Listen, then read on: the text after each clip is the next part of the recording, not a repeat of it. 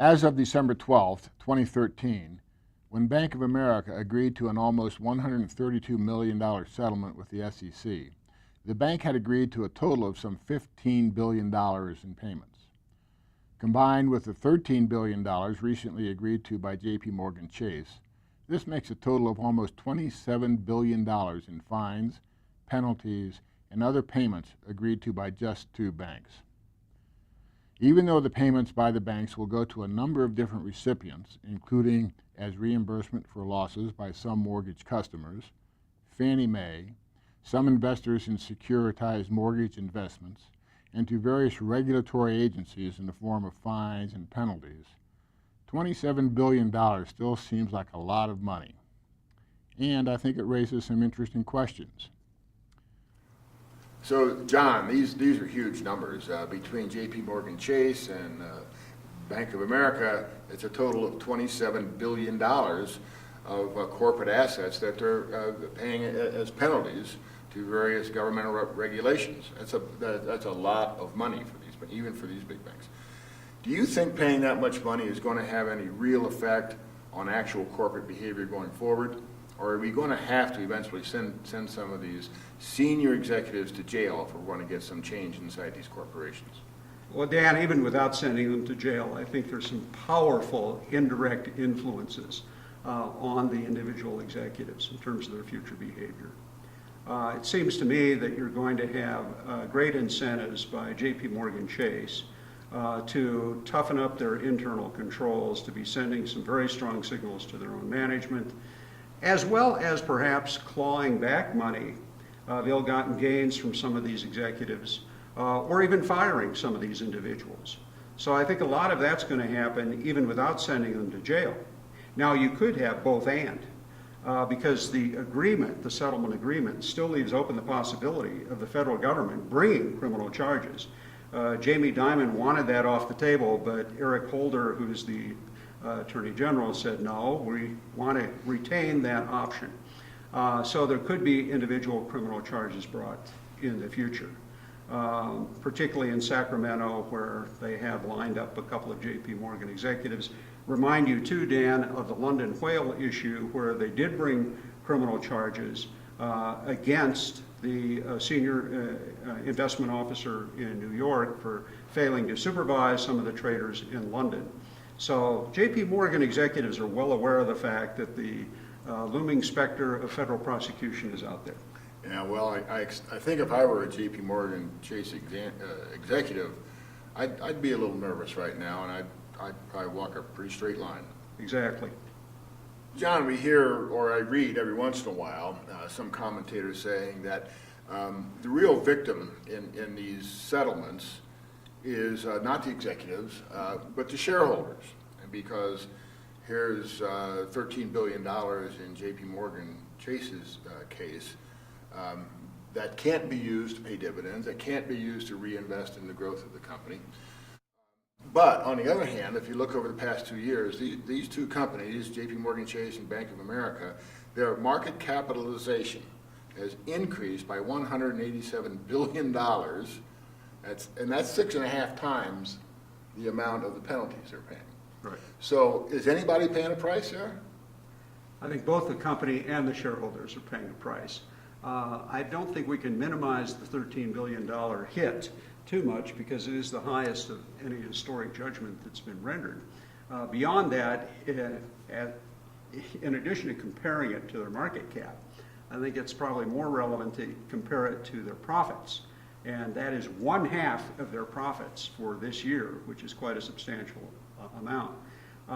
Right after J.P. Morgan Chase announced the settlement, as well as a $9 billion increase in their reserve fund for litigation, the quarterly earnings report came out negative for the first time since 2004. So they are suffering from that. Now, the question as to shareholders and who are going to suffer most among those shareholders. Obviously, if the share price has gone up as it has in the past year, 23%, you would say shareholders are doing pretty well. But remember, that's before they are registering their sentiment about all of these legal problems in the settlement.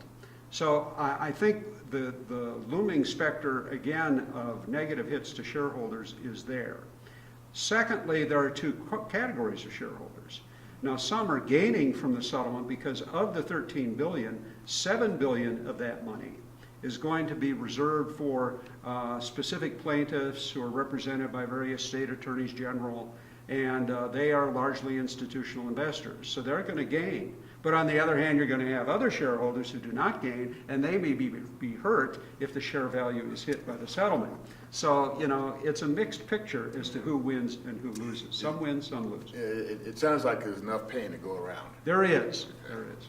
So, John, Bank of America with a $15 billion penalty, JP Morgan Chase, $13 billion penalty. No other big banks have hit the headlines to any great degree yet, but we know there are a lot of other banks doing very similar transactions. So why do you think the government chose, aside from the fact that these are the two biggest banks in the country, chose Bank of America and JP Morgan Chase? Well, I think the size has a lot to do with it. They are the two biggest banks, and if you want to send a signal to the rest of the financial community, you go after the big boys.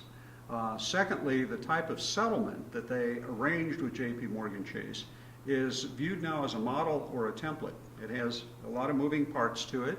It tries to help out both the homeowners, it tries to help out the aggrieved investors, and it also has a penalty provision back to the government. So that can be used as a model to use against other banks, even if you don't bring criminal charges. Which is still a possibility. There were, by the way, some executives of Bank of America who were criminally prosecuted as well, and that was recently settled. So I think that is one major reason to validate the model, and because they are the two ripest targets.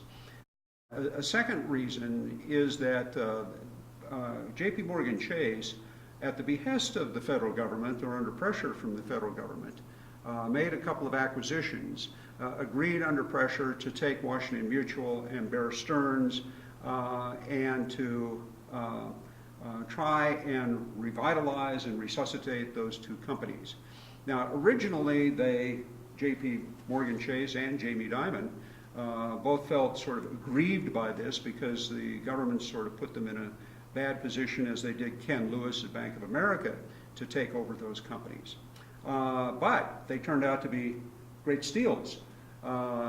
Each of these companies was worth from $11 to $40 billion, and JP Morgan Chase got them for $1 to $2 billion. So I think the federal government might look at that now and say, well, it turned out really good for you, but on the other hand, there's some legal liabilities that you should accept because of their bad behavior. And then the third issue as to why they were targeted is kind of personal, and that relates to Jamie Dimon and how it was viewed by a lot of the business and conservative press as sort of a vendetta against him, that he had known Barack Obama since their days together in Chicago when Jamie Dimon was CEO of Bank One, later acquired by JP Morgan Chase, and that he had sort of turned against the administration by complaining about the Dodd-Frank legislation, complaining about Barack Obama's comments that in effect seemed to be anti-business to Jamie Dimon. So that relationship sort of soured, and that might have made him a more high-profile target. In addition to the fact that JP Morgan Chase is a huge lobbyist, spends like $8 billion a year on lobbying the federal government, and that again increases his profile. So a lot of reasons in play as to why JP Morgan Chase is a ripe target. Yeah, so a very large target and some other facilitating reasons, one might say. Right, exactly. So, John, when I recently read that these two banks had finally settled, I thought maybe this whole thing was behind us. But for what we've been talking about here, it looks like there's a long ways to go yet, maybe, huh? It seems to never be over. And there are possibilities down the pike of more criminal prosecutions against individual executives. Because that, as we said earlier, is left open by the settlement agreement. So there are some executives who might be aware of that possibility. And the company as well could be criminally prosecuted. Now that is not part of this civil settlement, but one doesn't know. The second thing is that in the future, J.P. Morgan Chase now has to be more aware of the Department of Justice than the SEC. The SEC, because of issues of statute of limitations being 5 years under their authority, they're kind of disappearing from the scene and off the radar screen.